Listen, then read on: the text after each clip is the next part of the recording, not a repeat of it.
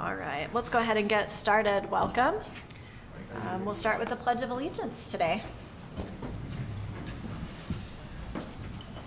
I pledge allegiance to the flag of the United States of America and to the republic for which it stands, one nation, under God, indivisible, with liberty and justice for all. Thank you. We've asked Commissioner Johnson to give us a thought or legislative prayer tonight, so we'll turn the time over to him. Thank you. Ollie, I'm just going to opt to say a prayer tonight. Our dear Father in heaven, we come before thee in prayer at the beginning of this Planning Commission meeting, grateful for the opportunity we have to serve and to consider the petitions that come before us and our responsibility to apply the city's code to these petitions. We pray for thy Spirit to help guide us. We love thee and say this in the name of Jesus Christ. Amen. Thank you. First up on our agenda is a matter, the Sheffield Downs Conceptual Site Plan and Zoning Map Amendment at 274 East Pages Lane. This is a matter that was tabled from our July 11th meeting. We're being asked to consider the proposed zoning map amendment, conceptual site plan, and conceptual subdivision applications for those properties from a commercial high zone to a residential medium planned development overlay. So we will turn the time over to staff. Thank you, Chair. Members of the Commission, as indicated, this was a project that you looked at your last, was 2 meetings ago, July 11th, 2 meetings ago. This is the Brighton Homes petition for redeveloping a portion of the old Dix Market area. There's about a little over 6 acres involved. They do have a little commercial, the old bank building that they would like to maintain and parse that out from the other larger parcels and then develop a little over 5 acres into some single-family residential. We had a significant discussion, so I did not plan to spend a time just recapping all of that. Is really what my focus is. Part of that discussion was to be more thorough, for lack of better terms, with exhibits and designs and answer some questions. So as part of your submittal, they've provided these elevation and material styles that they would like to use. Here is the design styles of the elevations, and just kind of recap so those who may question. In order to redevelop this project from commercial to residential, it requires a planned development overlay. Planned development overlay is a legislative process as part of rezoning the property, but it adds a component that you master plan the site in addition to just rezoning. So that's why you're looking at all of these exhibits. This is the answer to the elevation schemes using the materials. You've got the interior lots, then you have the corner lots and the Pages Lane lot design standards. The concept is that you do have rear-facing yards onto the Pages Lane street. They are providing the sidewalk, 10 feet of landscaping, a screening fence. Then you would hit the rear yard of the single-family units, and we talked about some elevation details associated with that. So they are splitting out corner lots and the Pages Lane lots versus the interior lots in their exhibits. Again, some material colors and choices, the fixtures for the addressing and lamps. Here is their landscaping plan. Part of that discussion, as you know, was discussing the entry features. They've provided some answers to the entry features and the landscaping. The other issue is the open space. In addition to a tot lot, they are now providing a garden court with a pavilion associated with the development. And so they add that in. Here are the plant types called out on the landscaping plan. These are the basic theme plantings. Of course, there's additional plantings, but these will be the primary theme plantings within the project. There's your entry monuments. Their fencing style, as you notice, they will use the heavier Rhino Rock fence around most of the perimeter. If you look at the brown Trex fence with the setback from this is an example of what would be on Pages Lane. your entry monuments, and so forth. Example of your open space, again, proposed play area and a pavilion and a garden court. And then they have the lamps, some of the decorative security lamps around for the evening hours to the project. There's the location exhibits of the lamp and lighting within the project. Here is a definitive. This is the alteration. They're not planning in this proposal to meet all of the standard setbacks. They'd like to vary that, and so they provided exhibits. The garage would be the 19 feet in order to accommodate any parking in the apron to the garage, but who would also like to vary the setbacks so that they can have the porch elements and some other features in their designs. We did talk about a perimeter setback. That's the standard zone. They've adjusted the perimeter setbacks of the 20-foot rear yard on their plans. This, you can't see very well. I can't see it. But well, you're a little better on the monitors. You see this yellowish area? This is the concept in the general plan that only a portion of the eastern segment is being developed, and you still have the ACE, which may develop 5 years or 20 years from now. But the concept of the general plan is the opportunity to integrate, to minimize the number of accesses on an arterial street. So they're committing that as part of a final development approval, they will put into the dedication of the plat as well as their CC&Rs a option, because these are private streets, they're not public. So they will put in a dedicated section of the private street that it can be used by the adjacent project in the future, so you can minimize the driveway cuts. So they're showing that exhibit. And then this is their subdivision plans, their conceptual site plan, and they're all in your black and white details. So if you look in your staff report, staff's recommendation is a positive in this case, but because it's a PDO, we have to ensure that everybody's clearly understood what's being approved. So in addition to the site plan and the exhibits, I prepared a narrative of conditions for the rezone, talking specifically. So example is they have exhibits of the play area, but the narrative also calls out what are the minimum expectations. You're going to have the play area, the pavilion, in the garden, how your open space is going to work, where it's going to be located. And so staff tried to detail the exhibits in a narrative also in the conditions so that you can use the exhibits as the depiction of what's being built, but the conditions of the PDO are written in the narrative form to match the project. So the other choices you've seen in the past is write all of this up in a development agreement. A development agreement's not required per se. It can be used, depends on the complexity of the project. At this point, we approached it from assigning the rezone to identify the project being approved, have not prepared a development agreement. So hopefully, the balance is how technical do you need to be, particularly if you have a lot of phasing, a lot of different improvements going in. It's really nice to have a development agreement so that it contractually understands what the parties are expecting from each other. This one is you have private lanes, it's a private development.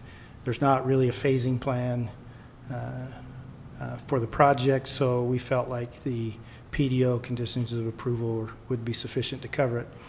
But that's all I intend to cover for the presentation. If you have some questions about the details, I know the applicant may have some questions about our narrative because they received that narrative last Friday, and so I'd be willing to answer questions. Corey, in your staff report on page 3, you had a couple of areas that you had indicated that that they had not addressed in the amended conceptual site plan. One was with regard to the 3-car driveways.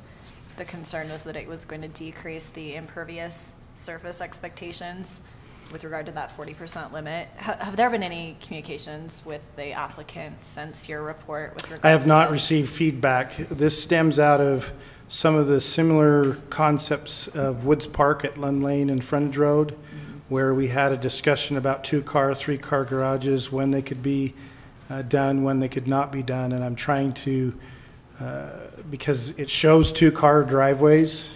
So in my narrative, I'm trying to say, okay, I'm going to look at the plans and reflect what the plans are saying. And we're saying it's two-car parking driveways, not three-car parking designs to it. Because that was the problem with Woods Park, is because the driveways were so close together that if everybody did a three-car garage, there would be literally no front yard landscaping. And we don't want a project to end up in that kind of situation. So I just wrote this narrative based on their plan that it's a two-car drive approach. And I assume they would respond if that's something that they want to change in our recommendation.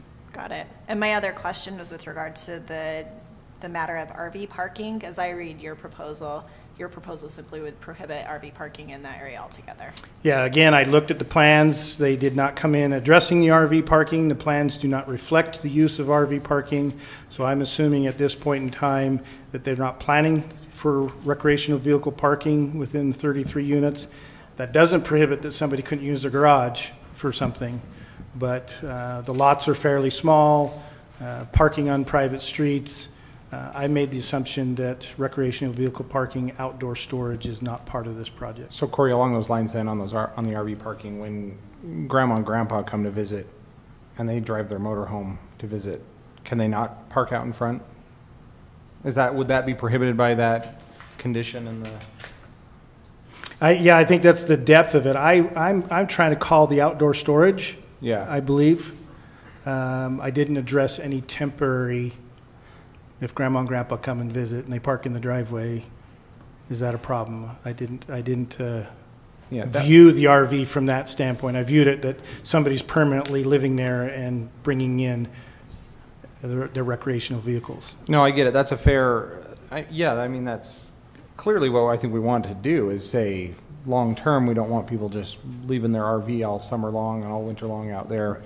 The other use for that might be somebody who stores their RV somewhere else. They're going to leave early in the morning tomorrow, so they go and they get it today, put it out in the driveway, load it up, get it ready to go. So I don't know if there's a way that we can make provisions for some of that type of stuff, so temporary RV parking, no longer than type of a situation, or does that get us into a sticky wicket? No, I think it's a good clarification, because you certainly wouldn't want somebody to interpret that somebody's bringing their boat from a storage unit, putting all their life jackets, getting ready for the weekend, and then say, hey, there's no RV parking here. So I think that's a good point to have a discussion on what do we mean. Now, right now, the city ordinance is if you do have recreational vehicles, those prep kind of things are covered under the 7-day clause. You can't have your RV out in front of your home for a period of longer than 7 days, 7 consecutive days. And that's the idea, that you're coming and going with those activities, but it's not out in your driveway or your front yard on a permanent basis. So I think that's a good point. So would our existing 7-day limitation already cover the concerns that we have, meaning notwithstanding the prohibition here about storing RVs, that would still allow for, under the general plan, that they would have 7 days to keep it there? Or would we need to I think specify? that's why I think it's a good point. If it's not called out in the PDO approval, it's subject to the other regulations of zoning. But the interesting part is these are internal roads and into the interior of the project, and that's generally where we don't get heavily involved. In essence, your backyard. So I think because this is a planned project, that's a good point to address, of whether the expectation is the current code is going to apply to these private drives and zone areas. And I would say that Lisa can weigh in, but I think that's a good point to bring clarity to. Well, if you're just relying upon the municipal code parking regulations, they don't actually apply to private streets. Yeah. So that's why you would want an extra layer. And I think Corey's probably just bringing this up because we've had some experience with the Woods Park PDO where there's just not enough room for them. So for 8D, that's in condition 8D, I think that's what I'm looking at. Is that what you were looking at too? Yeah, that's the one I was looking at. If you were to add to that, the use of outdoor storage of recreational vehicles for dwellings or in the common space areas for longer than, I don't know, You could say maybe 48 hours. the permanent use? 2 or 3 days, Oh, yeah. shall be prohibited. That was my thought. I mean, there's two ways we can put the city expectations into the development project, but I think it's also a discussion with the developer because they can also write into the HOA and CCNRs CCNR. the same. Now, we don't enforce the CCNRs, but that's where the discussion of ensuring that city expectations and CCNRs match. I think let's come back to that issue after we've had the chance to give the applicant a chance to speak to that issue. So any other questions for staff? I have one question for Lori. The east end and the west end both remain commercial? With this proposal, the general plan limits the west, leaves the west commercial. So there's no, at 200, basically where the end of their project, the general plan west leaves that area commercial. There's no opportunity to redevelop residential. But east, where the Dix Ace would remain, that's remaining commercial for now, and there's options in the future to convert that also, but it would remain commercial with the approval of this project. And all roads that are going to be built are private road, because it's a PDO, they're private, so Yeah, they have a choice to go public or private. They're choosing to go to the private direction. So Corey, a couple of questions for you then, and whatever you want to punt to the applicant, that's fine too. So on the site plan, there's 2 ways in and out of this development. The one specifically on the west side, that does or does not line up with 300 East across the street. I have to look at the plans again. I went back over and I looked at the plans again, and I wasn't. I'm not not exactly sure how the alignment, I think there's a larger plan. I'm trying to think if they have it in the, That one, but that doesn't go across the street enough. go across the street. Isn't that something that the city engineer would have looked at? I would have guessed Well, that I it would have hope so. aligned. I would Yeah. hope so. And I think that, because that's what I was looking at, it's not really clear on there, and it almost looks like it does not, based on where it comes out relative to the building out there, the old bank building, consignment store building. So, I'm looking at here's the school, the public facility. So their entrance would be west. That west entrance is west of the of 300 East, and the east entrance is east of it. And so, yeah, to Shaylin's point, and this is where I was kind of thinking So with that. it's nearly, I wouldn't say in the exact middle, but it's closer to the middle right here. And their entrance would be here and There. there. So this went through the DRC and everything, and this wasn't an item that was reviewed or discussed by, There's no conflicting left-hand turns, so that's probably why Kevin never mentioned anything. no. That's what he'll look for, is the conflicting left-hand turns. Okay. All right. Wouldn't there be? He's saying this one's far enough away, Yeah, but I'm talking about the one right in front of the school and which is right 300 there. East. Well, yeah, so 300 East coming out onto Mhm. Pages Lane, and then you got the west. Here, that so one. you have a left-hand turn and a right, so the right-hand turn doesn't interfere. The Yeah. closest place you have a left-hand turn conflict is here, because they're left out and left. But you can't use your suicide lane as your approach either, so. We can have Kevin weigh in on that again if you'd like, but he did not mention any conflicting problems. Yeah, well, okay. It's probably a relatively low volume traffic area, but I just kind of, when you offset those just a little bit, it feels like it can create some potential. Yeah, your biggest is across the street to the Bowling Engineering. That's your closest left-hand Yeah. conflict. Another question for you then. So compare, if you would, maybe really quickly, this potential development to just down the street from here, the Centerville Commons. So Centerville Commons, the streets are public, Correct. and we're talking about, so when I look at Centerville Commons on the zoning map, there's the lots that look like they're about the same size as these lots. However, it looks like in Centerville Commons, the backyards and all that are all common areas. Is that? Yes, they use the drainage swell as their common area. Okay. The only, this one will be, there they have a pad, and everything else is common. This will be lots. So the backyard, private backyards will, so think of these are small lots, but there's no pad. All of lot 20 is privately owned. All of Right. lot 18 is privately owned. So that's what allows for fences in the backyards here, but not at Centerville Commons. Correct. Okay. And then from a units per acre perspective, this one's going to come in at about 6 units per acre. Is that Yeah. about right? And I think they were like 6.5, Centerville Commons Yeah. was 6.5. if I remember Is correctly. that because you don't include the pocket park in the area? I'm just going off the map of when we had the discussion about density. No, it's all right. I'm just curious.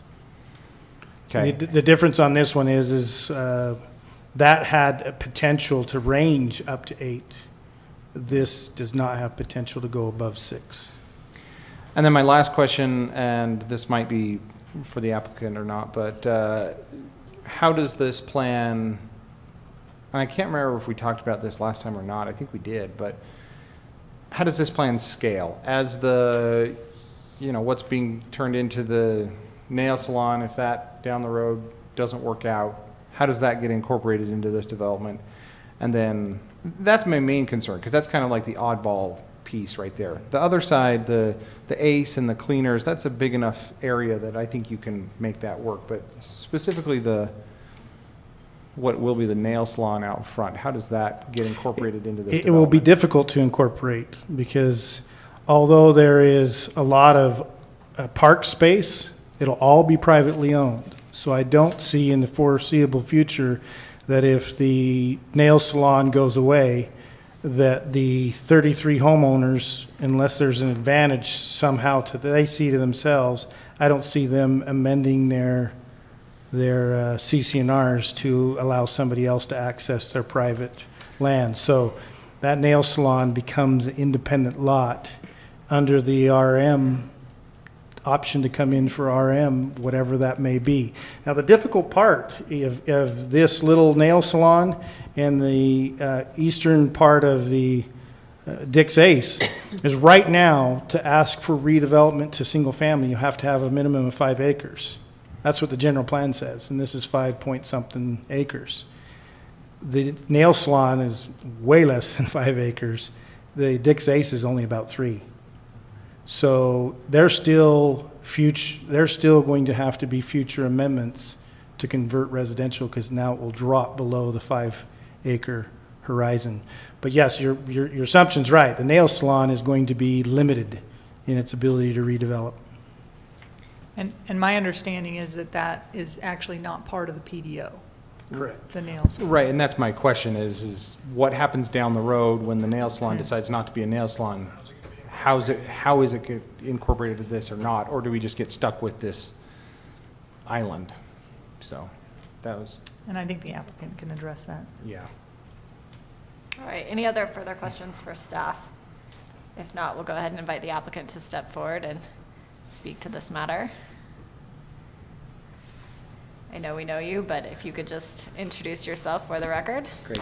I'm Taylor Spenlove. I'm with Brighton Homes. Just on a few of the comments that or questions you had on the parking, we will want to address in the CC&Rs, and I liked your suggestion. That's typically what we put in our CC&Rs. Porter Walton has that same language. It's a 48-hour, and the streets are no parking anyway. So the HOA typically contracts with the towing company, and if people are parking or on the private road, then they can be towed. The way these are set up, there's not much room for parking once you have a driveway on the road anyway. So On the three-car garage question, most of the lots, well, the majority of the lots only allow for a two-car garage anyway. So we're only talking about a few lots, 31, 32, and 33, and specifically 33. We would love to be able to still have a three-car garage option on that and have a driveway that would allow for that. It's a wide lot, so you're going to have as much landscaping as the other lots. You're just taking up the extra width for another 10 feet of driveway for that third-car garage. But the remainder of the lots, so on a 55-foot wide lot, you have a 40-foot wide home. And so once you put your two-car garage on, there's not room for a third-car garage. So we're just talking about a few lots in the project in general. In regards to the nail salon, so that's just one of it's kind of awkward, I admit, but it being on the west side next to the DI versus on the east side next to ACE, we feel like it still occupies a commercial spot, and it most likely, like Corey said, will either need to go through a general plan change to do redeveloped and residential, or just stay as commercial, which we're not asking for that specific corner to be rezoned. And that nail salon did purchase that from the Weininger family, and so they're in control of that parcel. I'm assuming that you've had a chance to read the staff report, and they've got some significant language in here with regard to conditions and such. Did you have any concern with regards to anything that's included? Most of it, I know I didn't reach out to Corey afterwards, but we did sit in a DRC, and when I dropped off some updated plans, we talked through some of the things that he talked about. I understand the conditions, so. And they're acceptable to you? Yeah. Any other questions for the applicant? Nope. Looks like that's everything. Thank you so much. This matter, it looks like has been scheduled for a public hearing. I thought that we had our public hearing the last go around, but since it's been noticed. You did, but you just tabled it, so we listed it as a hearing.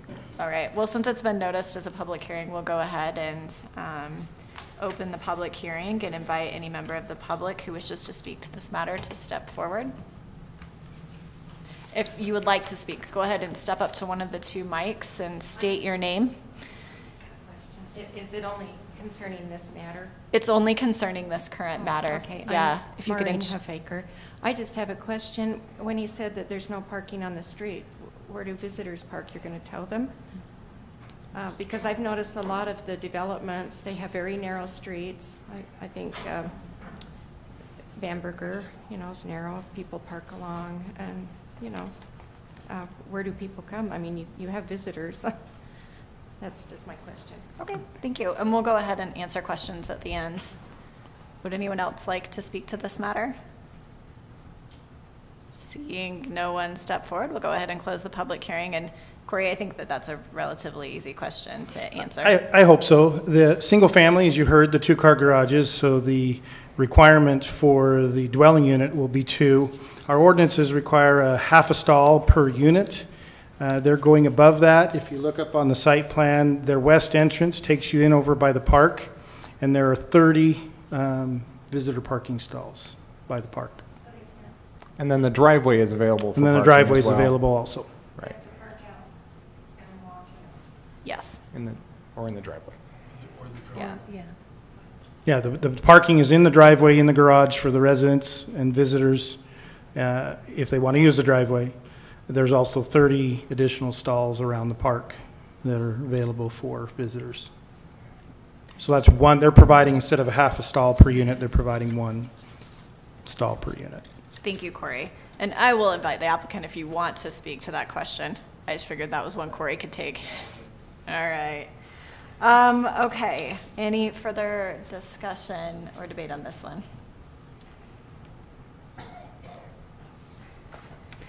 Kevin, I liked your suggestion with regard to putting a time limit on the RV parking, and it sounds like their CCNRs are most likely going to take a 48-hour timeframe, but I think that that's really reasonable. So if I were redrafting subsection 8D, I would redraft it to say the use of outside storage of recreational vehicles for dwellings or in the common space areas for longer than 48 hours shall be prohibited.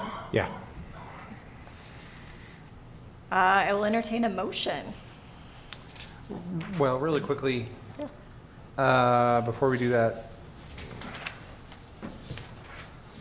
condition 6D, just for clarification's sake, it says these open space amenities shall be installed as per CZC 1251-100 prior to, it says prior to a certificate of occupancy for any dwelling, but for clarity, prior to the issuance of a certificate of occupancy for any dwelling, just because a certificate of occupancy is not an event.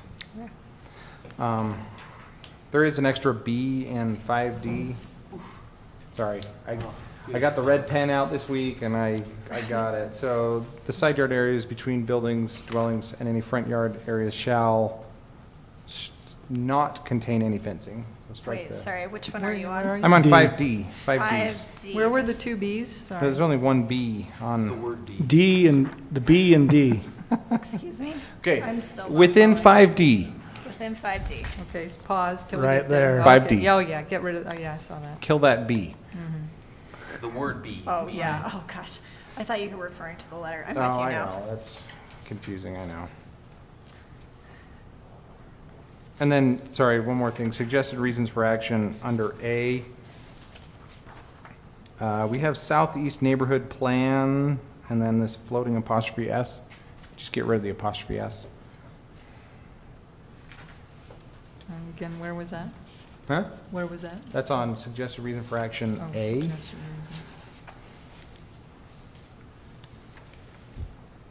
Kevin, I'm going to invite you to make a motion. Oh, I just had one question one more? for Corey. So how are we handling the drive approaches? I'm understanding in section 8C that they're limited to a 2-car garage driveway width? So Right. if they want a 3-car garage or a wider width, they'd have to get an amendment. Well, that's what you don't have in the details. It's a 2-car garage, but is it city standard of 35 feet? Is it 24 feet? Yeah. And this so is- I'm saying, okay, we're going to limit you to a 2-car garage, and then when you come in with your final site plan, we're going to consult with the city engineer and public works who deal with drive approaches and get their recommendation on what that 2-car garage width should be. And at that time, would that allow them to do 3 on lot 33, for example? And not unless you change this language. Let's change it. Change it Yeah, I right think now. we need to change it. Yeah. But it does say a minimum width, so, and again, I'm just thinking of the Woods Park PDO. We did run into problems when they added 3-car garages to very small lots. The apron expanded to upwards of 30 feet wide. So, Yeah, that's why I think if we were to amend that, we'd need to be really specific about which lots that applies to. Right. the project shall limit driveway and approach aprons to a minimum width needed for 2-car garage. I guess you could add an exception for lots 31, 32, and 33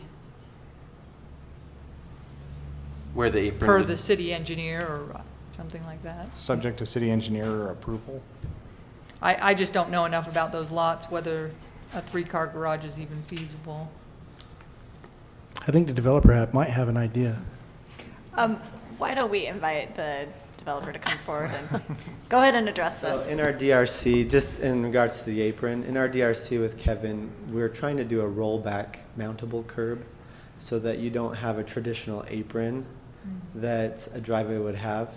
You just run the driveway right into it because the curb is at a mountable angle rather than cutting it. So the apron is not necessarily going to be an issue.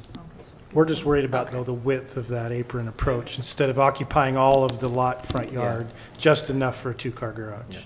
And the reason why we need to do that as well is because the sidewalk, to meet certain ADA standards, if it's right up against the back of the curb, it's really hard to get those approaches to meet, those sidewalks to meet the standards with the approaches with a high back curb, so. So are you okay with limiting it as it's been drafted, that we're gonna try to limit the approach aprons to the minimum width needed for the 2-car garage parking without amendment to We the would like language to be able to get a 3-car garage on the, on the 31, 32, 33? yeah, on those three. If possible. I don't, 31 and 32 may not get one, just because of the width, but we'd like to have those three as a possibility. Thank you. So we want to include language with the approval of the city engineer? If we add those? What if we do something like this? This is gonna be wordy, but go with me here. Leave it as drafted. So the project shall limit driveway and approach aprons to a minimum width needed for 2-car garage parking as deemed acceptable by the city engineer and public work director, comma, except for lots 31, 32, and 33, which may expand to a minimum width needed for 3-car garage parking as deemed acceptable by the city engineer and public works director. I know that's wordy, but does that get the point across? Okay. And assuming they meet the impervious surface. And assuming and conditioned upon their complying with the impervious surface requirements. Did you get that, Avalon? I really hope so, because I don't know that I could re-say that if I. Yeah, I did most of it, and assuming, what was the last part? And conditioned upon complying with impervious surface requirements.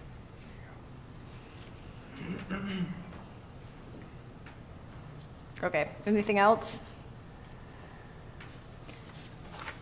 All right, well, in the interests of moving this one along, I'm going to make a motion for the Planning Commission to recommend approval of the Sheffield Downs PDO project as listed in 1 through 9 of the staff report as, One just a second, our recording just stopped.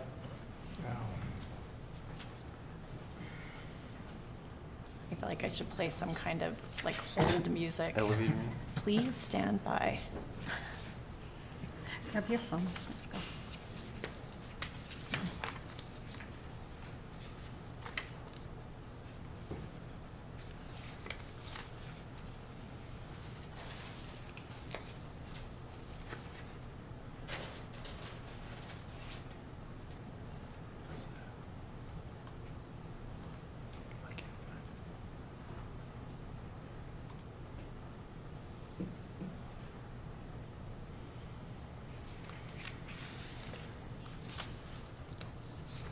For our YouTube watcher, we just let them know we have technical difficulties. We have Our one. one huh? watcher? We have one watching. Okay. Are we good? Recording's back. All right, we're back on. So let's do this again. So I'm going to make a motion for the Planning Commission to recommend approval of the Sheffield Downs PDO project as listed in items 1 through 9 of the staff report as amended. And by my record, that is 6D. We're going to put prior to the issuance of a certificate of occupancy with the amendments that we've discussed to 8 regarding the 48-hour limitation on the RV parking and the exception for lots 31, 32, and 33. And we're taking out the apostrophe. Oh, and that's for suggested reasons for actions A through C in the staff report, except taking out the plural on section A. I'll second. It's been moved and seconded. Any further discussion or debate? Yeah, I just, real quickly, I think that this is, far better than some of the previous stuff we've seen for this area before. I do think that it kind of creates some future challenges with development, whether that's on the east end, where the Ace is now, and the dry cleaners and stuff, or the nail salon. I wish it were a little bit different than that, but yeah, it's not perfect, but whatever. All right, let's go ahead. We'll start with you, Commissioner Daly. Nay. Aye. Aye. Aye. Aye. All right, the motion passes. Thank you. Moving to the next item on our agenda. Madam Chair, Yes. if I just address the audience, if anybody's interested, this is still another step to go to the city council. So we'll be looking at a near agenda for this to be scheduled for the city council to participate. Thank you. Thank you. All right, next up on our agenda, we're looking at the table of uses in the commercial medium zone on Main Street. That's a zoning text amendment for CZC 12.36. We're not going to be making any recommendations or decisions. This is just the opportunity to get some public input on this. So we'll turn the time over to staff. All right, thank you. I'll just give a brief introduction to leave lots of time for discussion. Through a few work sessions between the City Council and the Planning Commission, they've decided that they want to go forward making some changes to the Main Street corridor.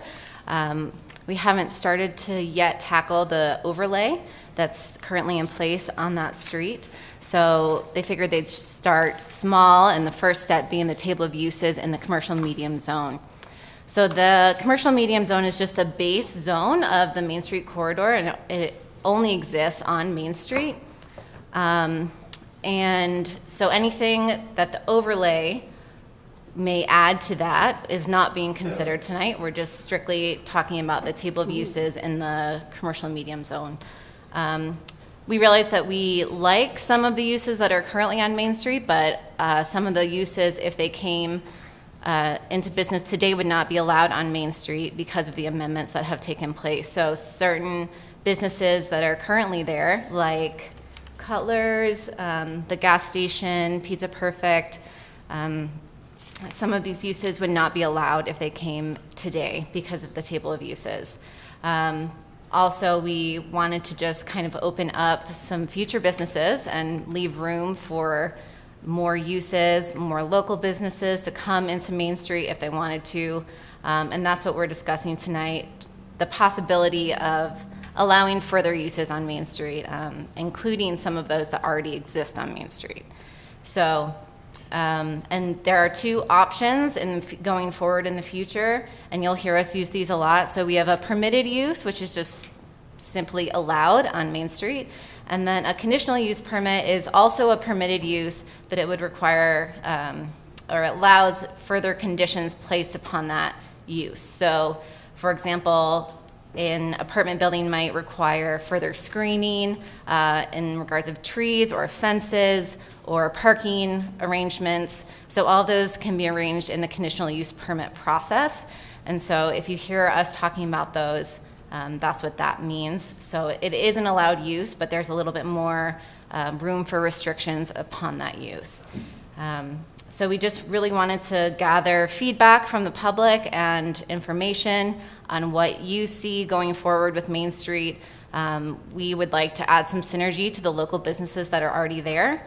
And I think that opening up this table of use is a good first step to do that. So I will turn it over to Shaylin and Corey. Yeah, just to give some backup, what's generated. As you're aware, a long time ago, Brighton Homes came before the city on the O'Brien Glass property to propose what then was a project that they felt met the Main Street use list and design guidelines, and that obviously did not happen and created no small stir among the community on that project. The city, since that time, has augmented some of the allowances on Main Street, particularly related to the residential densities that were originally proposed. They went in and made some significant changes to reduce the densities that were allowed in a redevelopment scenario. It lagged, for lack of better terms, in going further. There were issues with the public space plan and so forth. But there was some lag on which direction that we were going to go with the Main Street. Some of the latest impetus that has occurred in the city about uses on Main Street, we had the Cut Bob. If you remember, Cut Bob has a catering business, and they also operate a restaurant. and they wanted to go into the old 7-Eleven, replace the water use, filter use there, and they at least wanted to cater, because they have a need to come up to northern Utah and provide their catering services. And the city went through a significant discussion on what is catering, limited catering, large catering, where should it be. Ultimately, the city accepted limited catering on Main Street. But in that discussion, there was some of opinion of why can't Cutbop's restaurant operation come too? And currently, that restaurants are prohibited on Main Street. So any of the restaurants that are on Main Street are not currently allowed. Now, there is some overlay to the South Main Street mixed in with other densities that you could have a subordinate type of little sandwich shop, but restaurants themselves are just not allowed. And so there were some expressing that they'd like to see Cutbop come to Main Street. Others expressed probably not, because in the past, Domino's Pizza at the 7-Eleven created no small stir with the exhaust and the continued smell of pizza for the residents nearby. So restaurants have always been a controversial use on Main Street. Another use that came before the city that was eventually turned down, but my view of that discussion is we'll get to the use list, but we don't want to make that decision right now, and that's Shoup Construction. Shoup Construction wanted to go into the fire department, their older building, as they build the new fire department. They felt like that building met their needs with the big apparatus bay that they could use for. But again, if you have an office component with your construction, you can have your office. You can have your corporate office. But if you want to store equipment, as it's called contractor storage, as part of your construction sales and services, that's not allowed. Yet we have Larson in the past and Tingy. We have Cook Builders located there. So we have some uses on Main Street that we're used to, but they're not allowed there today. So are we going to open that back up? Are we not going to open that back up? And Shoup has been following this process for the use list for a long while now, saying, okay, we're finally getting to the use list. So the issue tonight is there's no decisions to be made. The City Council and the Planning Commission said in their work session, let's go out once again and just narrow it to the use list. Let's not talk about public space. Let's not talk about densities and residential. Let's just talk about uses on Main Street. Here are the uses that we have. Some of them we like but don't allow anymore. Some of them that we allow and we don't like anymore. But let's have a discussion about Main Street uses. What are the public's expectation of Main Street uses? Is it something that they're fine with the way it is right now? Do they think that the future should expand some of the uses and create some synergy? Or is there another alternative that somebody's looking for? So tonight is to start that process. I'm of the understanding, just for clarity to the public, that this is not your first meeting, that you want to hold some forums, potentially with the property owners and the business owners. We haven't finalized that yet, whether we do that as part of an official meeting like this, whether it's a precursor an hour before official meeting like this. And then we come back again as we begin to sort out this list. So everybody knows this list was driven out of a survey to both the Planning Commission and City Council. So this list is not ones that they're saying going to happen. This is a list that said, let's talk about these uses. So the public is being asked to express what uses do you like on Main Street, what do you not like on Main Street, what could you tolerate on Main Street, whatever their opinion is, and then we'll start taking those comments. And if you notice on the web page, you can submit comments. We're receiving comments already directly from the web page. You can enter a comment. We're collecting them, putting them in a folder. We're going to enter those into the record with the Planning Commission, and then we'll start parsing through things that might be acceptable and things that are definitely not acceptable, and then we'll have a greater detailed discussion with the commission on what they would recommend. So I think this is a start of a process, and you probably have at least three more meetings I anticipate with the commission at minimum before we head up to the council with any recommendations. So Thank you very much, Corey. And by way of clarification, with regard to this list of items that we're looking at, all of those would still be restricted by the fact that it's commercial medium zone, which what that means is that any building that goes in is going to be restricted to a 10,000 square foot building, right? We're not getting some Target store that's going in there. So it's lower intensity retail sales. And in terms of the height of these buildings, they're going to be limited by the existing height restrictions, the 35-foot limit, right? Yes, and there are some areas on the overlay that reduce that to 30 feet. So there's a range of heights, but yeah, we're just trying to discuss now. Out there, is there east side, west side allowances? There's a lot of thoughts that are going out there as we've had in our work session discussions. But I'm really turning it over to the Planning Commission. This is your foray into asking the public, what do you think Main Street is? Is it unique? Does it not have enough uses? Does it have too many uses? What is it missing? And what do you like? Yeah, and as I understood it, part of this is just to help figure out a way to revitalize that Main Street. It's over time, you can see through the table of uses, we've restricted what can go in there so much so now that it's stagnating. So we want to open it back up to acceptable uses that will help give some synergy and revitalize that area within the context of that commercial medium zone. So lower intensity retail zoning that's going to be limited by our existing height restrictions and square space limitations. So let's go ahead and take the opportunity. If anyone else has any questions for staff by way of background, let's go ahead. I'm guessing all of you are here for this and not for the definition of Main Street. It would be from, well, I'll answer that question. So the question was, what is the definition of Main Street? And that would be from Parish Lane Parish to Porter is the area we're looking at, where our commercial medium zone is located. So let's go ahead and take the opportunity. This has been scheduled for a public hearing, so we will open the public hearing and allow any member of the public who wishes to speak to this, address any of those, table of uses that we're looking at, to step forward and speak to it. You can walk up to either mic, just state your name so that you can introduce yourself to us, and we'd love to hear from you.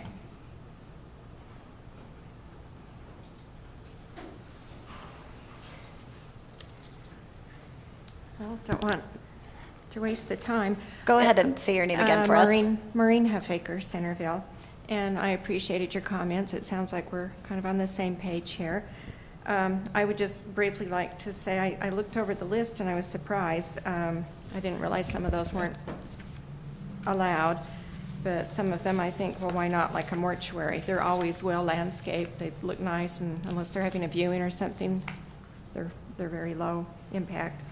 I would just like to say we probably don't need another car wash in Centerville.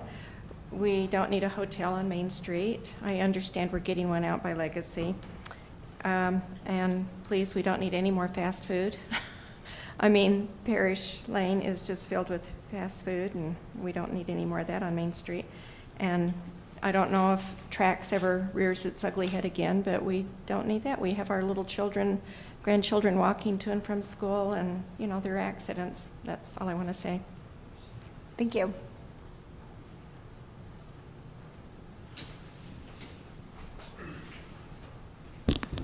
Kyle Shoup Companies, as was stated before with Corey.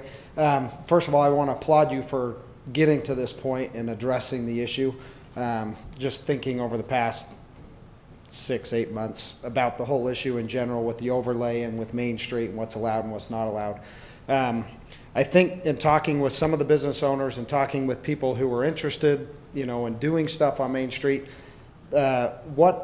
I think what it's done is was mentioned, it made it stagnant. You find investors that want to come in and, Cupbop, for instance, with opening up a restaurant there. There's been a restaurant there in the past, a Chinese restaurant, things like that. I think people want to invest in Main Street, but the way that it's been put in there is so restrictive that people couldn't do it and didn't want to throw a big investment at dealing with the overlay and pushing buildings closer to the street, everything like that. And so it became very, with people wanting to revitalize Main Street and people within the community and business owners in Centerville, it just made it impossible to do. And so I really like the idea of taking some of these and saying, hey, let's give ourselves a little bit of flexibility. Still needs to pass a city council and a planning commission meeting anyways, but let's hear everybody out of what they want to, see happen with a piece of property that they're doing, and really developing it in a way that is pleasing to the community, but pump some more money into Main Street and really revitalizes it. So to me, that was the biggest thing is, hey, let's not be so restrictive. Let's kind of open it up. And then at that point, come with conceptual designs and things like that to basically say, yes, we love this idea, or hey, this is too much, too little. But giving it people, Centerville residents, business owners, the opportunity to themselves take pride in Main Street, and, giving them a little vision instead of, it was almost in the past like, this is how it's got to look and this is what we want, instead of them coming and say, look, here's what we want to suggest and here's what we'd love for it to look like, and then allowing at that point, the council and the planning commission to be able to come to them and say, we like this idea or not, and really revitalize Main Street. So appreciate the comments, and for the mayor and the city Bill, that being here from the city council, and hopefully the council as well can take that into consideration when they hear the remarks. So thank you. Thank you very much.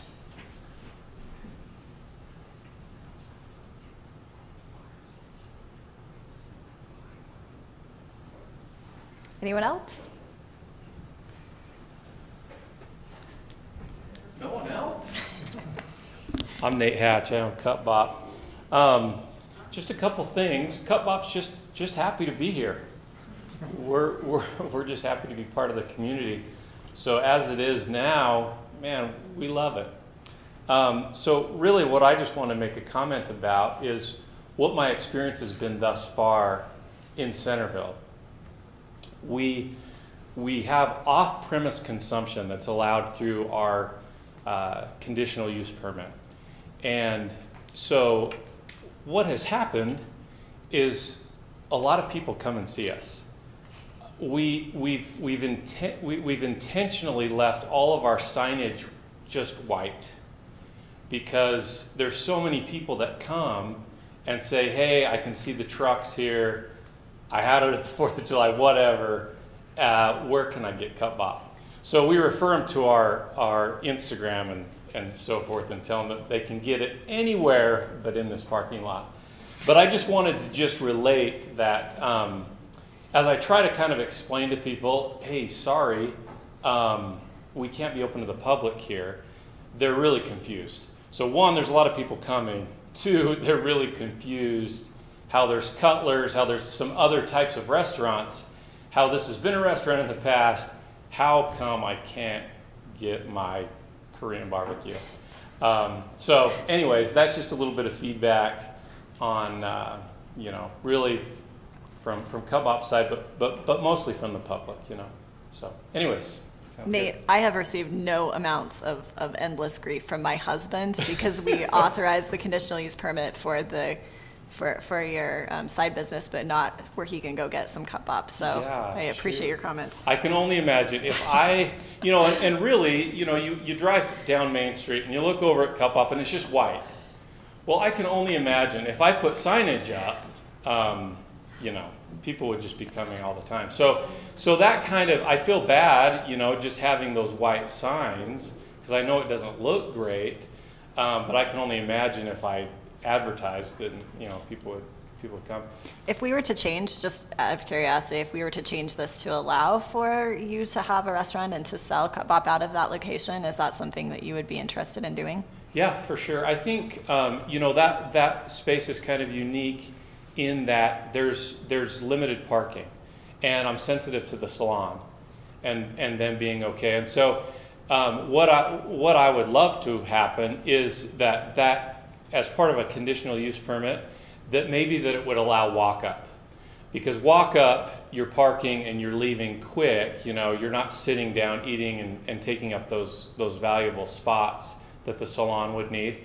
But we would love to allow for walk up business. So. Thank you. Thanks. Shout out to my husband, who I know loves Cut Bop, so I had to give him grief. Anyone else? Now's the time. Don't be scared. We want to hear from you.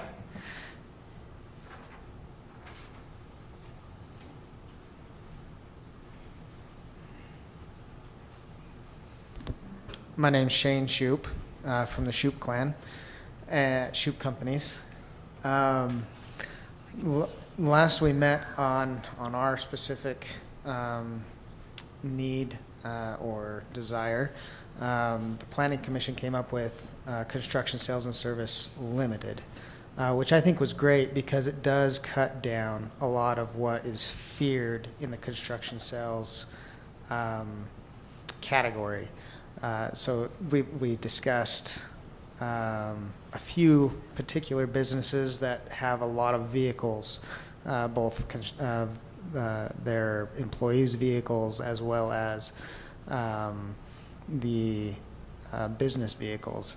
So the limited kind of cut down on that, which I thought was great. So I don't know if maybe introducing a limited into the list would help. Maybe ease that burden again, because I think construction sales is very broad. So if we do throw a limited in there, and it would allow certain businesses, certain construction businesses, in our specific case, I think that would really help that move through, because I think it really was a good solution, and I think it does cut out a lot of what people don't want to see on Main Street. So that's all I have to say. Thank you very much. Anyone else?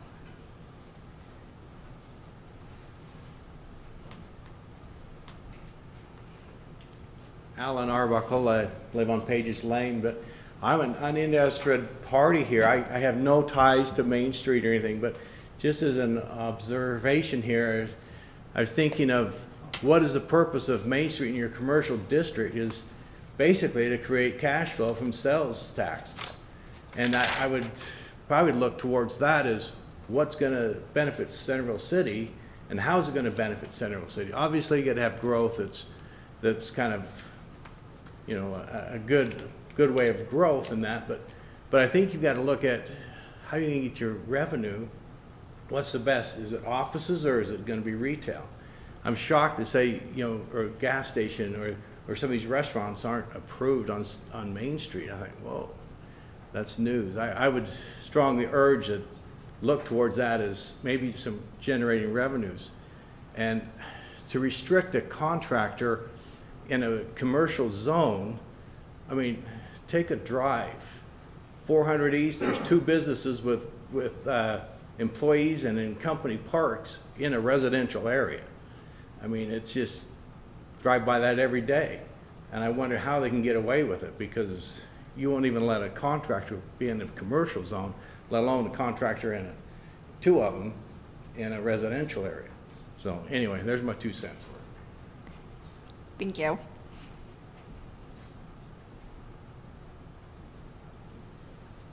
Anyone else?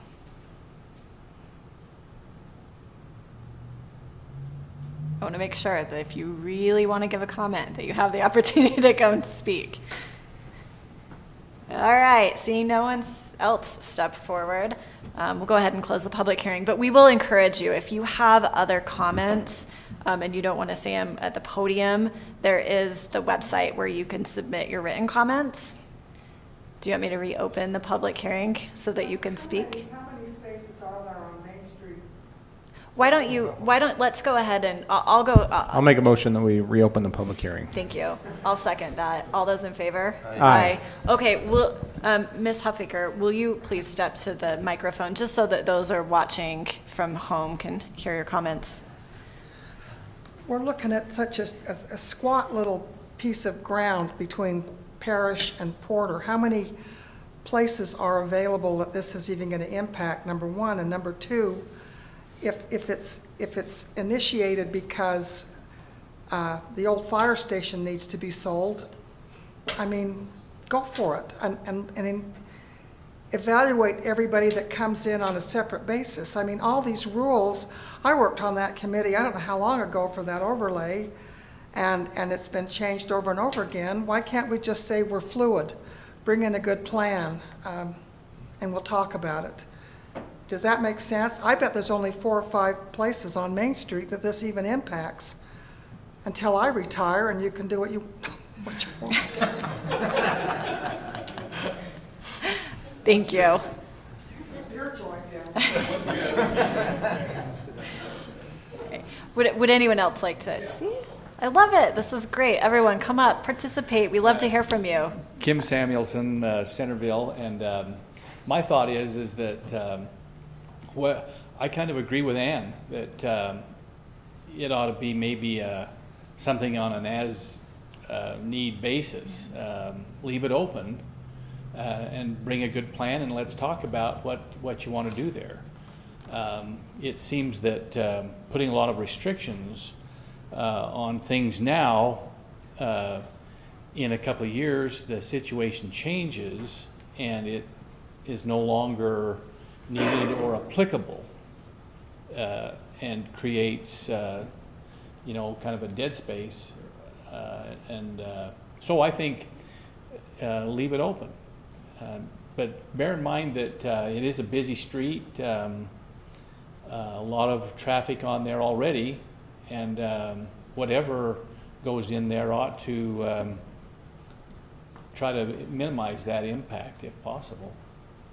So I just came tonight to see kind of how the wind was blowing to see, but those are just some thoughts on the, haven't really, you know, thought deeply about this, but some thoughts. Thank you. Thank you very much. Excuse me, one other thing. I thought the cemetery or the funeral home would be a good idea. Then it could be the dead center of town. just a thought. Next door to each other. But There is the golden nugget of the night, right there. I really hope that makes it in the minutes, word I know. for word. Avalon, let's make sure that particular joke goes into the minutes. That's worthy. That was great. Right, yes, please. Gary O'Brien, O'Brien Glass Products, and this is pretty exciting to see what the paper's saying there, that you're open to helping out us property owners that's been paying property taxes for years and years and years, hoping it would be an investment for retirement. And so I think you're on the right track of trying to be a little more supportive. You know, years ago I was told by the other mayor that this was my property and you could do with it what you wanted. That didn't turn out to be the fact, I understand that, but it would be great to, you know, I'd like to do something with the property there in front of the glass shop and get rid of the weeds and stuff. But so it'd be great if you can come up with some opportunities that we can develop the property and make it a better site for the Main Street and provide us some income too. So it'd be a win-win situation. So thank you. Thank you. Anyone else? All right, we'll go ahead and close the public hearing. Madam Chair, can I address just a couple of matters before we get into discussions? Yes, So can that you can be actually part of- address, there was a question that was asked about how many properties this will impact, and I'm assuming that you have an answer to that question. I don't know the number. We have researched the properties, and I can bring that data for the commission to look at. I can tell you in a rough, Lisa helped draft this. I think we're over 86% of the owners are Centerville residents and Davis County residents. So the properties on Main Street in this area are predominantly locally owned properties. So we have very few outside, even in the state or outside. I think the University of Utah facility is owned by somebody in California, but most of it's all local ownership. And so that's a different dynamic. You don't have a community in a central area of the city that's predominantly owned by the local people. And I think, you know, the discussion that is always on the table I hear is Main Street unique? The answer that I have is sure. When do you have most of the people living in your community own the property on your Main Street? That's not high. And so yeah, I think there is a uniqueness there. Spilling over to a comment, which was a latter comment that I had, you know, I've seen the struggle since I've been here in 2004 on Main Street. And I've lived the mad roller coaster up and down about what should be done with Main Street. And the overlay plan that was adopted in 2008 did create quite a synergy of negative feedback from the public. And so there is a strong sentiment that I believe also led to people who are elected that felt like the Main Street plan was too aggressive and too strong and needed to be dialed back, and some felt even significantly dialed back. And so that's the struggle of this up and down. I think Brian's property was a great example where we had a large block area, the overlay in general is intact, and we had a developer interested into the property, and that was going to be probably the largest seed towards the overlay plan. And I think you're all familiar that it was not successful at all. And so I think the overlay suffered significantly and has put us all in a little bit of a quandary of where we're going in the future, because that plan was you know, developed over a 2-year period, and the city spent $30,000 in study for that Main Street plan. So I think the Main Street plan has suffered in its intensity and has been rejected. So where do we go from here? It's difficult. Just so the commission, as I assess the audience and know not every face, but just about every face I can recognize from some meeting, this is a good representation of your property owners. I want to at least express publicly that participating in the Main Street process, the property owners, you may or may not know, but the city receives a significant pushback from surrounding residents. They have a concern that Main Street is so small and narrow in its corridor, and their homes are so close to that street, that they feel like that if there's too much aggression into the Main Street plan, it infects their quality of life. And so you have this tension that's between you as owners and users of Main Street and those residents that sit behind who have also invested in their properties, and the tension that occurs there of impacts. You know, I can't remember, and I tell this story, and I don't mean it mean, but if you remember Carol Flanelius, she just thought I was a nutso, and she thought I was crazy with the plan, because in her experience, the Domino's pizza with the exhaust fan coming out the back of the old 7-Eleven in her front yard on an everyday basis was not a quality of life to her. And so every time I spoke of trying to redevelop and synergize Main Street in any form or fashion, I usually got an email or a call from Carol telling me, stop it, you're ruining my life. And so there's some significant tensions that happen into this. And so part of the difficulty that the Planning Commission and the City Council have is that you have business owners that want to develop their property or use their property or maintain what they're investing into it, and it's all local community people, predominantly. And you have local community people that sit just behind you that feel like some of the uses are too egregious and impact their lifestyle. And so here we are again since 2008, coming in 2018, and trying to say, what is Main Street? You know, the old Main Street wasn't fun for folks, with the restaurant, the Domino's, the car dealerships, the auto body work going on. That really was damaging from the residents' point of view to their quality of lifestyle. You know, we have the beloved businesses. Shoup is out there on the west side. Larson T was a contracting company that anchored here. Cook Builders, still an anchor here. But there are residents concerned. That's the whole discussion on the construction limited issue. How much storage, how many cranes, how much noise, how much material, how much of that impact is going to occur to us. So, they have those tensions. And so, I think that's what's difficult. This is not an easy answer. My advice to the commission is we're not done yet. We need to probably hold some of the forums as individuals as we look at the list and par down the list. But I don't think it's coming without some return from the residents that back behind, and how we reach out to them and see what their tolerance level is with some of these uses. So that's all I had to say. That's my soapbox for the night. Thanks, Corey. That was a good soapbox. On behalf of the Planning Commission, I'd really just like to say thank you to everybody who came tonight and to everybody who's listening online. Your feedback is really valuable to us. We want to hear what you have to say, and stepping up to a podium is certainly one way, but we'd also invite you to submit comments through the website is another way, and we'd also encourage you to watch for upcoming meetings that we'll be scheduling. Think about this. I mean, part of this is it's a collaborative process. You've heard some information tonight. Go home, think about it. If you have any feedback, we really invite you to provide that feedback to us. It's really helpful for us. So thank you all very much for being here. Anything else from my fellow commissioners before we turn to the next item? Yeah, I just had one kind of comment on that, and that kind of goes after, that goes a little bit about what Corey was saying and some of what we've heard.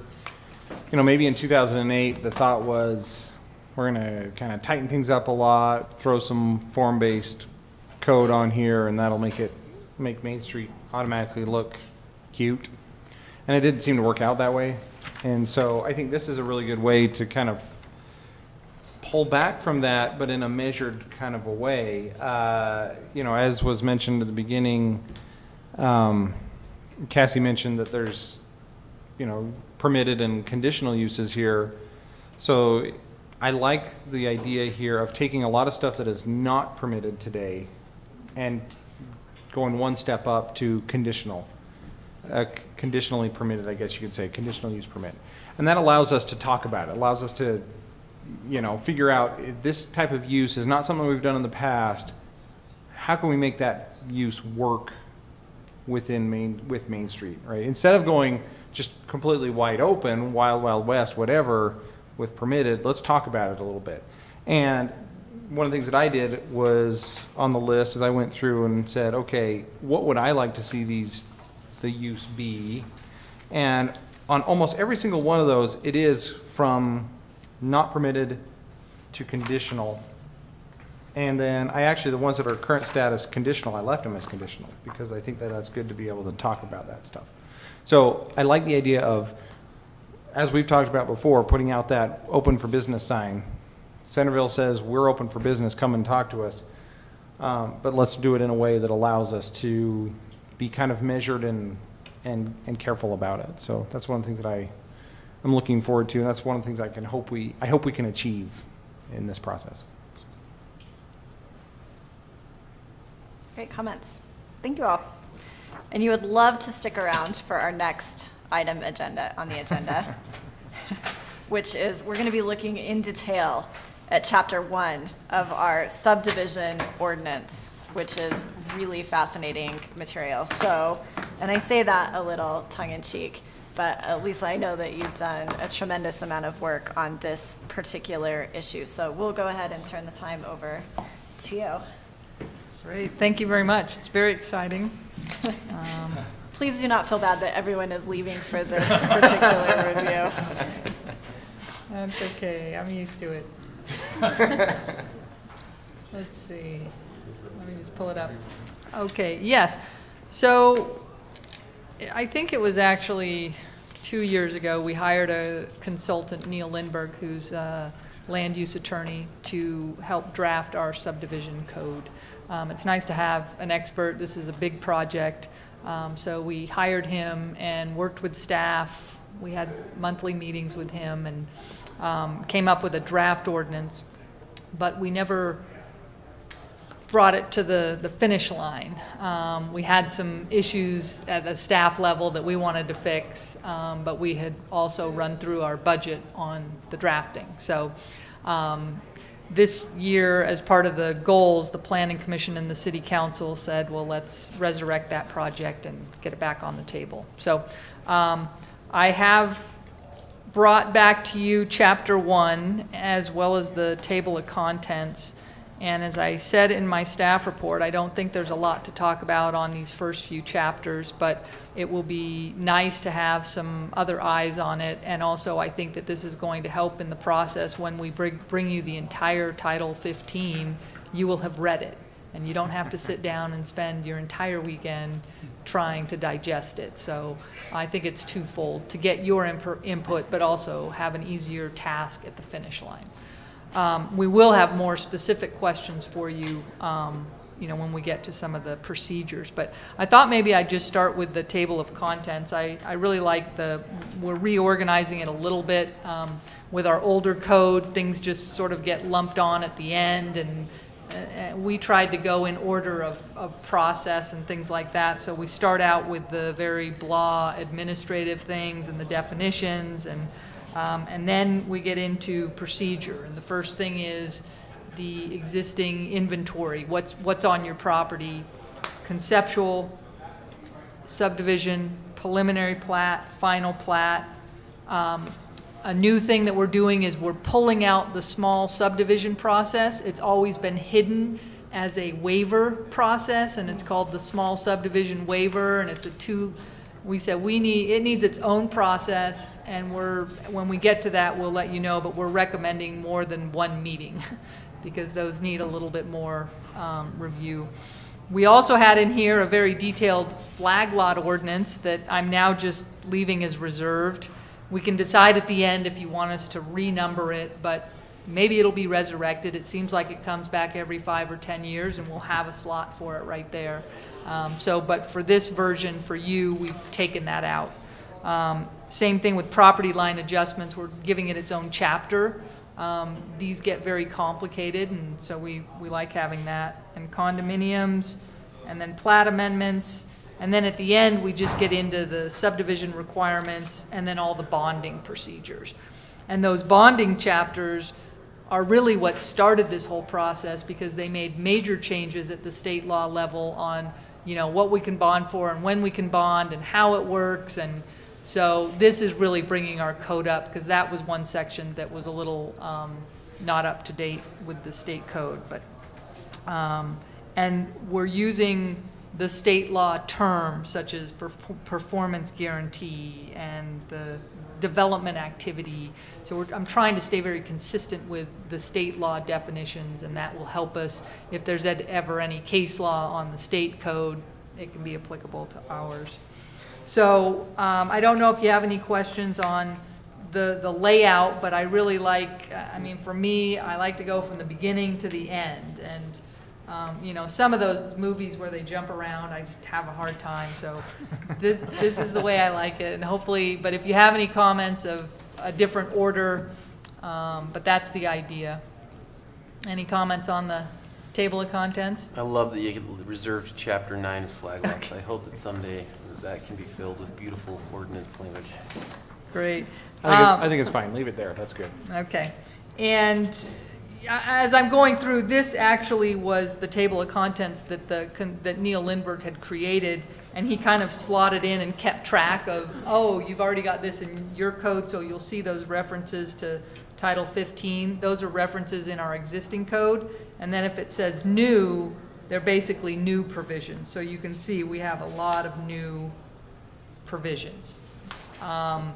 But I will update this because we have changed it. So I'm just going to keep track of how current the table of contents is.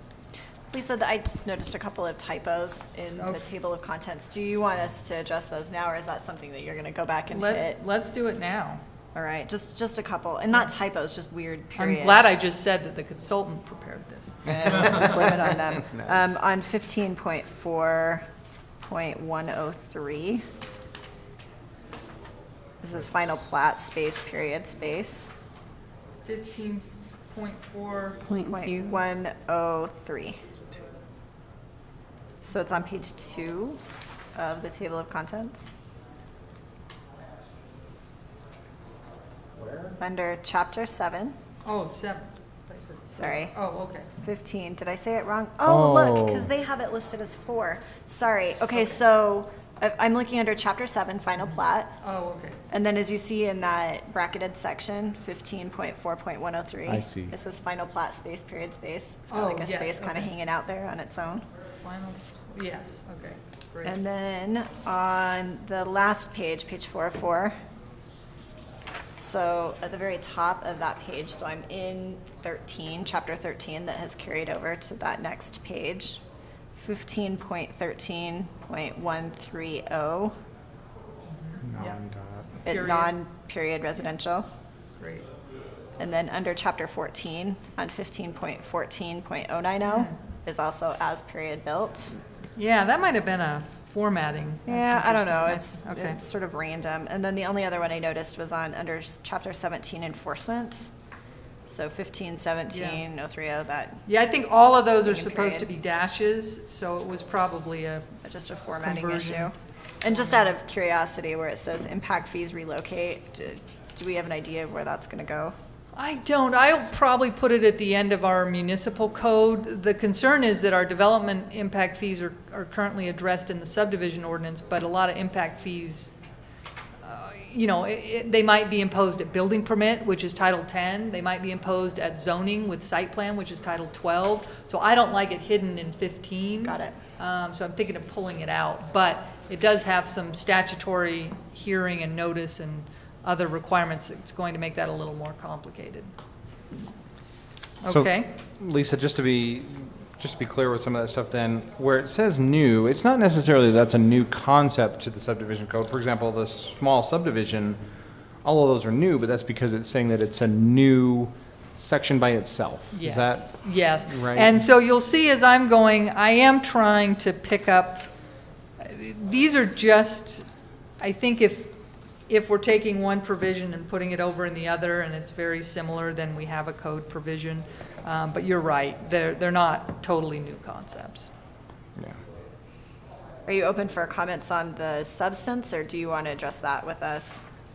On chapter 1, or? you Yeah, mean I'm the- looking yes. at, Title So- 15, Yeah, so 1. chapter 1 is just general provisions. We're just trying to set the tone here. I also went and tried to mirror much of what we're doing here, well, with the consultant, with our zoning code, so that, as staff is using both codes, we have similar terms and similar provisions. So we've added a few in that we've pulled in from our zoning code. So yeah, any substance that you have, happy to address those.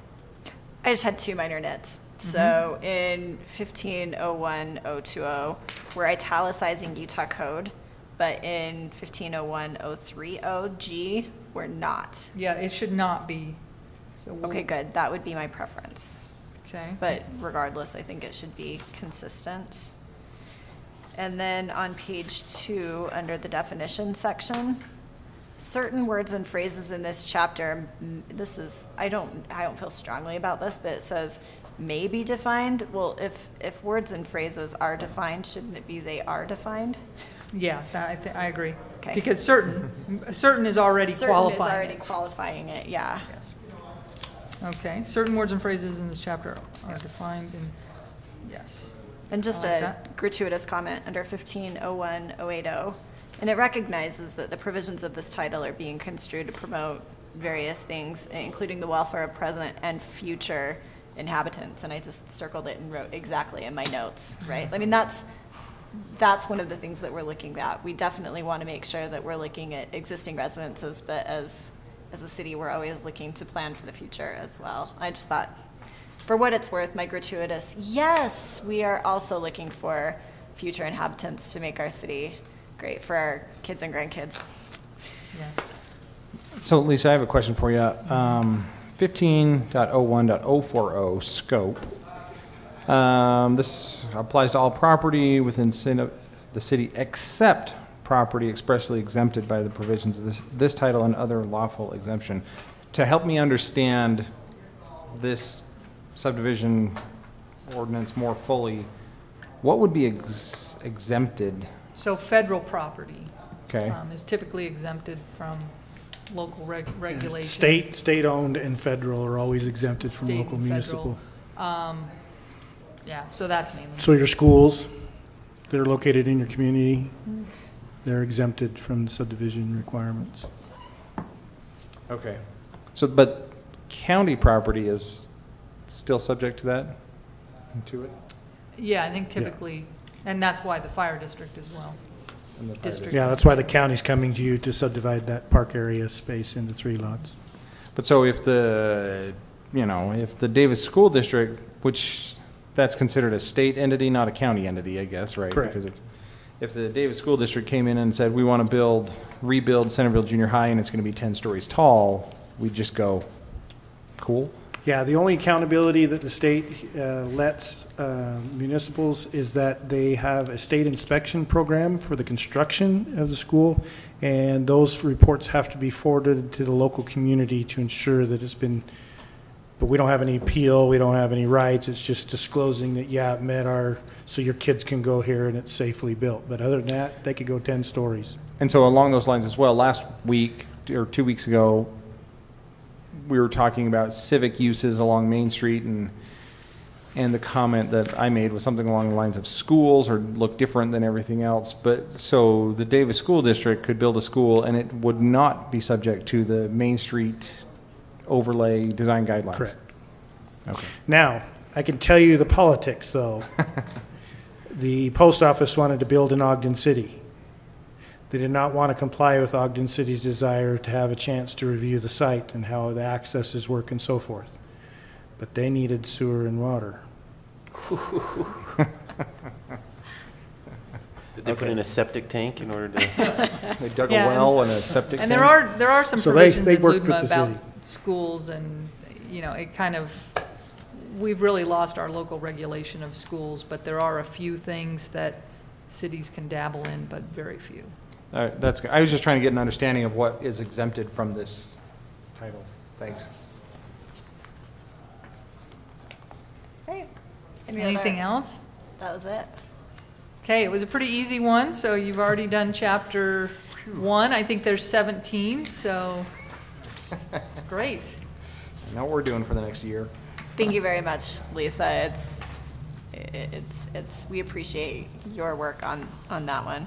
Well, that one really, really, I'm just bringing an end product that the consultant drafted and that staff, put Sure. into it, so it's a team effort. Okay, moving on to the next item on our agenda, discussion with regard to a work session with the Trails Committee. So, turning this one over to staff. Yeah, I sent out that doodle to you guys to see if there was a time where both committee and commission could get together. Looks like none of them are super awesome. So let's just try again for September. I'd like to relay to Bruce and the other committee members if there were really specific things that you were looking for other than just kind of the main major updates. If there was, some agenda that you wanted to set more specifically than what I had laid out. Yeah, from my perspective, I just want him to hit the highlights and any particular areas that they're concerned about or any upcoming areas that would be helpful for us to know that they're targeting or looking at or places where they think that we should be looking in terms of being able to coordinate with them and help them. Anyone else have any? I feel the same. I think it's good to just take that, a holistic approach to We what's going on in the city. We typically haven't met with them, which I think we should do more often, frankly. So I'm excited to get together with them and hear their thoughts. Wednesdays, logistically, are best for you guys.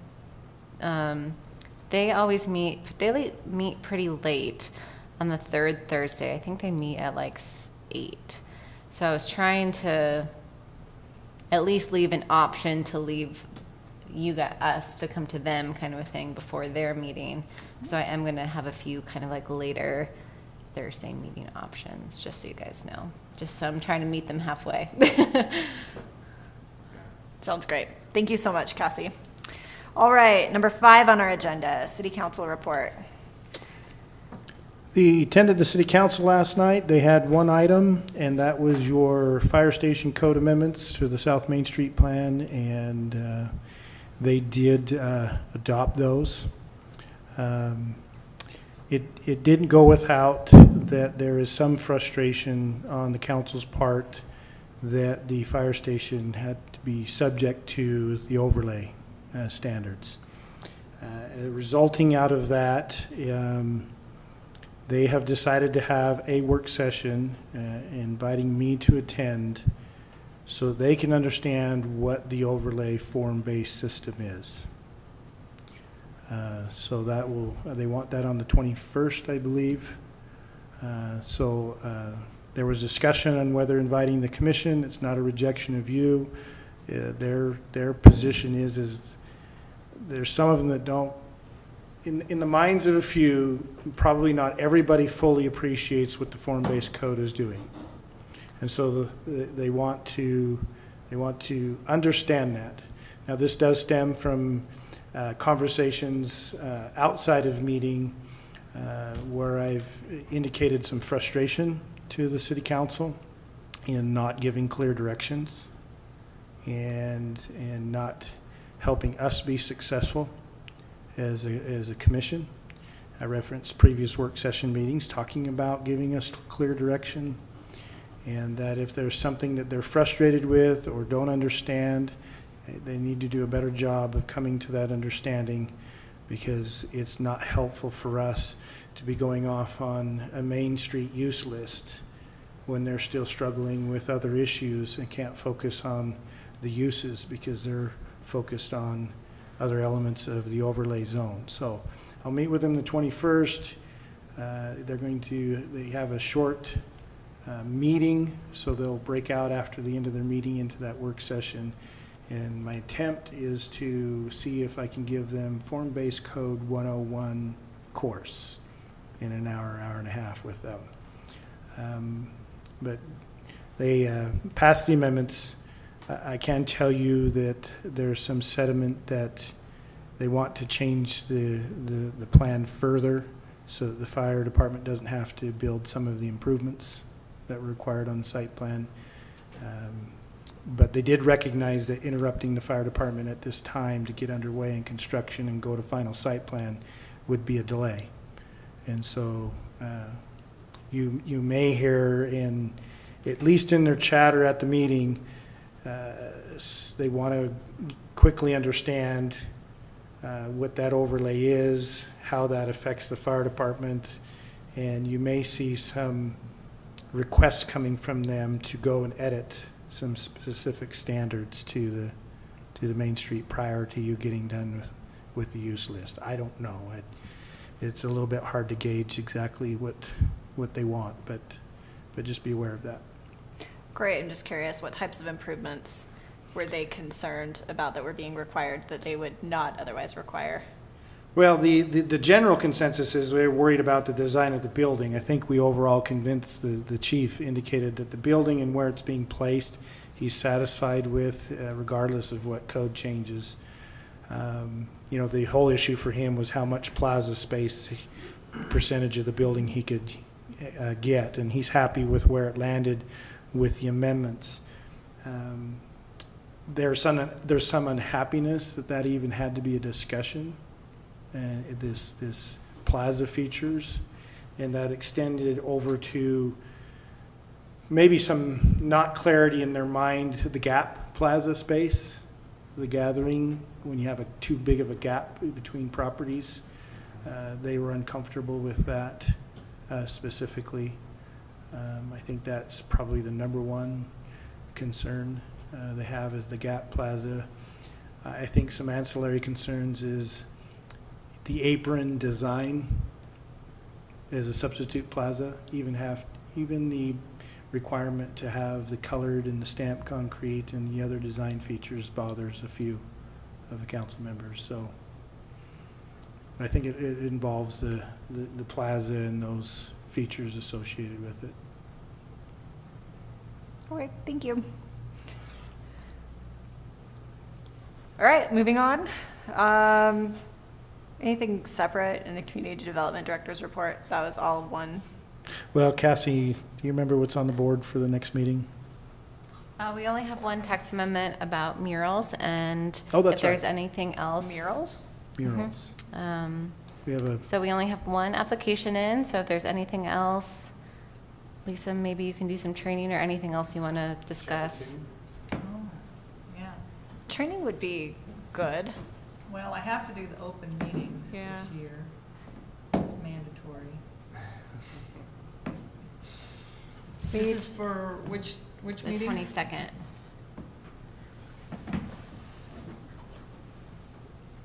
Or we can just have a short meeting, up to you guys.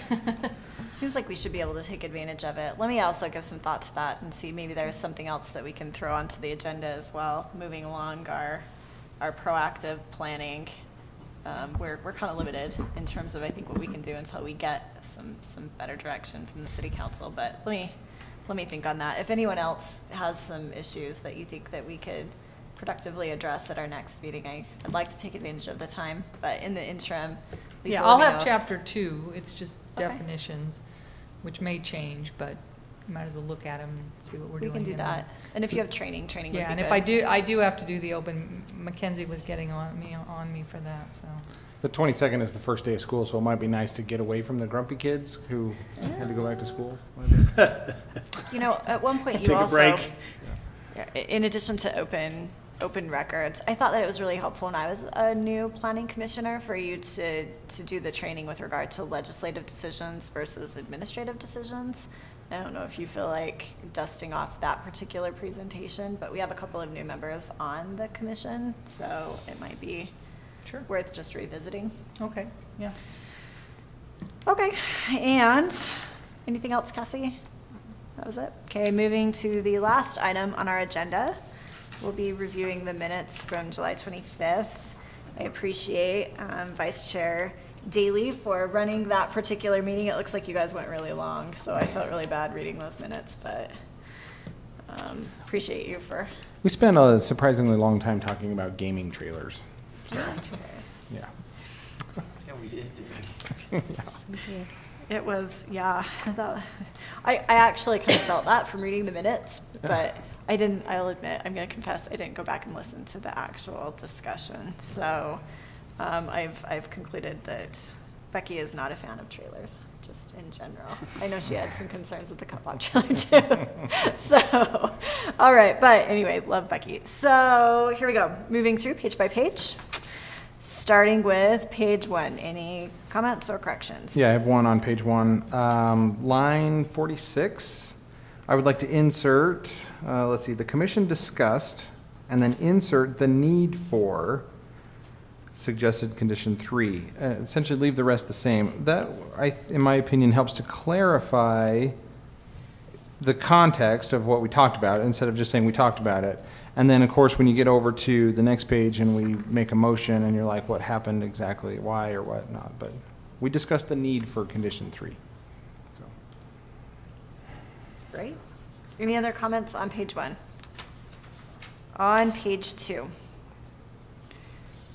Just very small thing. On line 4, I think that we need a space between 1, 2, and 4. Those look all squished together without any spaces in between.